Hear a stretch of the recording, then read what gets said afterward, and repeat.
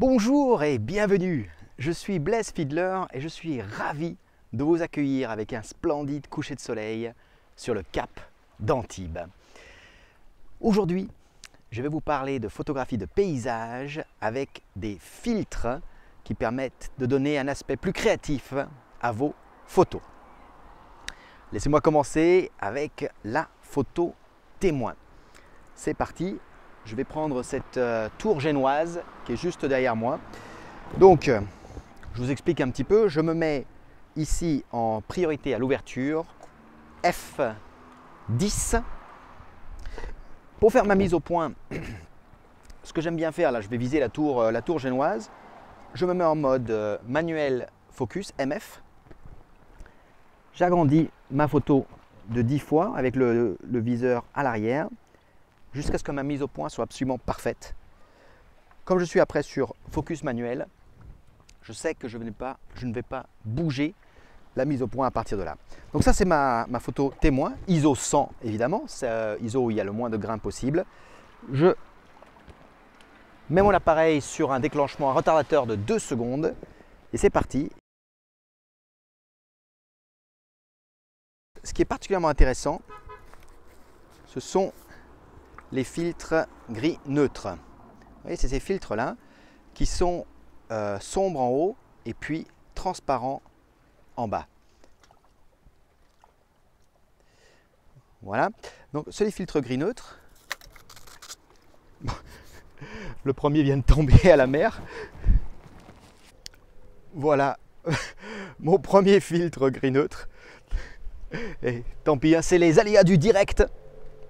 Voilà, alors un immense avantage de travailler avec des filtres en plastique plutôt qu'en verre, c'est évidemment que quand ils tombent dans la mer ou sur un caillou, ce qui est arrivé là à la fois dans la mer et sur un caillou, eh ben, ils sont encore utilisables.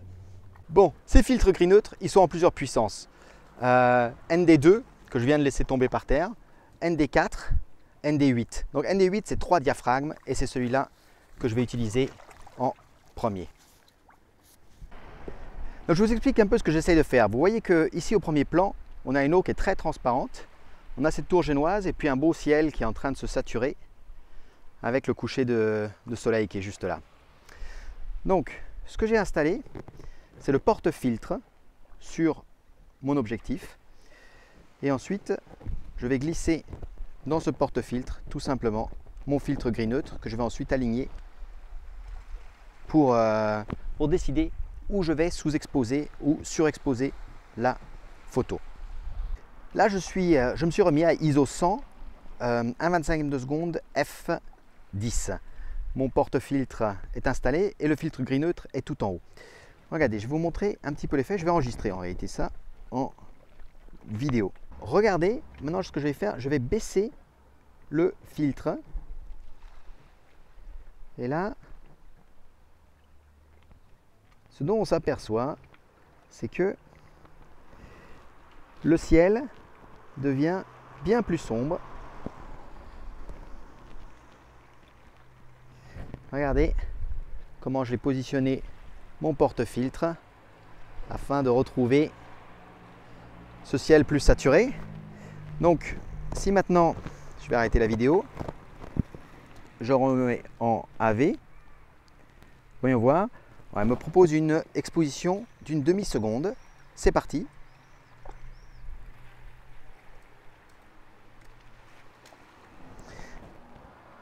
Donc là, moi, je vais découvrir avec vous la différence entre cette photo-là et cette photo-là.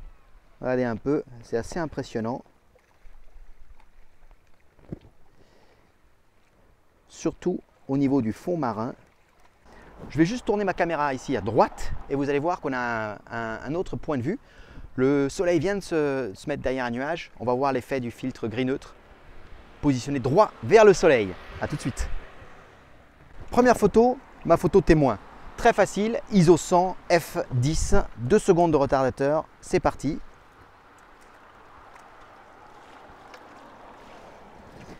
L'appareil photo a donc choisi 1 centième de seconde pour l'exposition.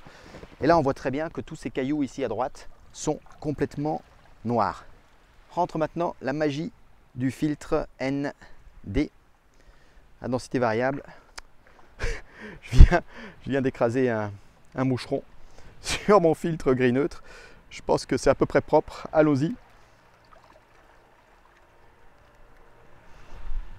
Donc là, on regarde le viseur arrière pendant que je glisse le filtre gris neutre jusqu'à trouver à peu près l'emplacement d'effet maximal de ce filtre.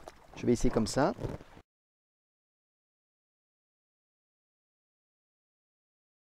Regardons la différence entre ces deux photos. Celle-ci, elle est prise à 1/15e de seconde et celle-là à 1/100e de seconde.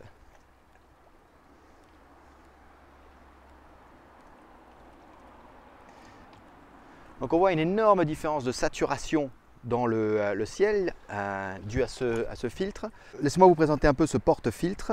Vous voyez qu'il a 3 encoches. 1, 2, 3. Donc en théorie, on peut mettre 3 filtres dessus. Ça c'est juste la théorie parce qu'en pratique, ces filtres sont quand même pas de super bonne qualité. Donc quand vous commencez à les empiler dessus, vous allez avoir des artifices optiques assez importants. Laissez-moi vous montrer cet exemple. Donc ici installé, j'ai le filtre ND8. Celui-là c'est un filtre aussi gris neutre ND4. Donc je vais les mettre l'un sur l'autre pour que ça fasse comme ça.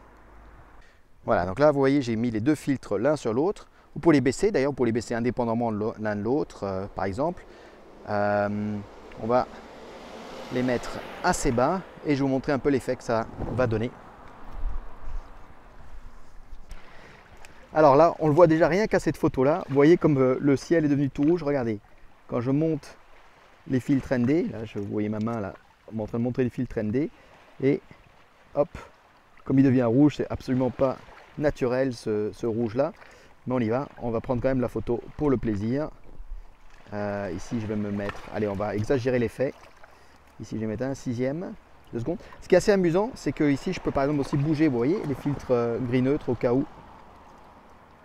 Donc là, je suis juste avec la rotation de la main et vous voyez un peu l'effet que ça donne sur l'image. Bon, on va rester classique, droit sur l'horizon. C'est parti. Voilà, donc là, on a une photo assez surréaliste. Donc moi, je ne recommande évidemment pas de commencer à empiler des filtres de qualité moyenne l'un sur l'autre. Malheureusement, le fait de pouvoir mettre 3 filtres avance évidemment le porte-filtre pas mal. Donc il y a un vignettage avec certains objectifs. Vous voyez là, je suis en train de travailler à 24 mm. Regardez un peu l'effet que ça donne ici. Je vais enregistrer ça. Donc l'effet que ça donne, c'est quand je dézoome ici. Là, vous voyez, sur les côtés, on commence à voir de façon très claire le porte-filtre. Donc c'est vraiment, il commence à disparaître ici vers 20-22 mm. Voilà, il faut le savoir, avec ça, ça ne sert à rien de travailler avec un 16 mm. Alors, le porte-filtre qui va venir avec le kit est souvent un porte-filtre pour 3 filtres. Et le problème qu'on a, c'est qu'il y a du vignettage, c'est-à-dire qu'on commence à voir le filtre dès que vous descendez dans les, je crois, les 22-23 mm. Donc vous pouvez vous acheter aussi un porte-filtre, un seul filtre. Donc, vous voyez la différence entre les deux modèles. Celui-là est plus fin et ça vous permet donc d'avoir moins de vignettage. Et avec celui-ci, qui s'appelle aussi un porte-filtre grand angle, vous pouvez travailler à peu près jusqu'au 20 mm. Toujours là, 20 mm sur un capteur plein format. Hein.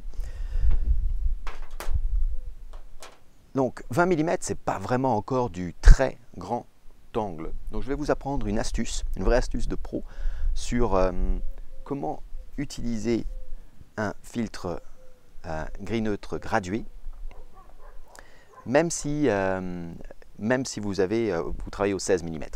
Donc c'est très facile. Il suffit de tenir le filtre gris neutre gradué devant votre objectif pendant la prise de vue. Et comme ça, vous n'aurez pas de vignettage puisque vous n'avez pas de porte-filtre. Et il y a peu de chances qu'on voit vos doigts dessus.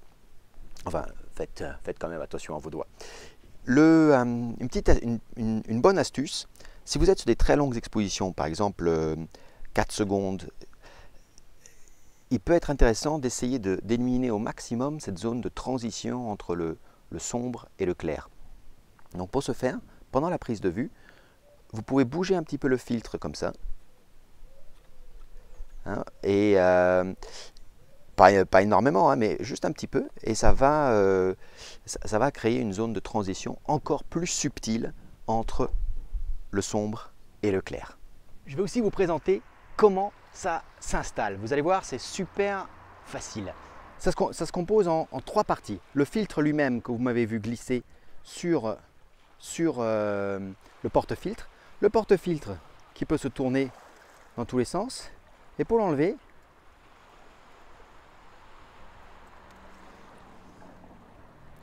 vous le soulevez juste comme ça.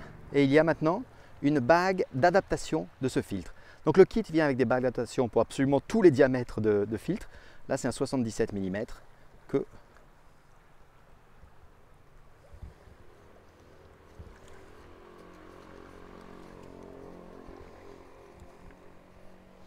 qui se visse tout simplement sur le porte-filtre. Donc 1, la bague d'adaptation, 2, le porte-filtre et 3, les filtres eux-mêmes. Voilà, je suis Blaise Fiedler, photographe, et j'espère que ce petit topo sur le Cap d'Antibes, sur les différents filtres qu'on peut utiliser en photo, aura été intéressant pour vous. Je vous dis à très bientôt.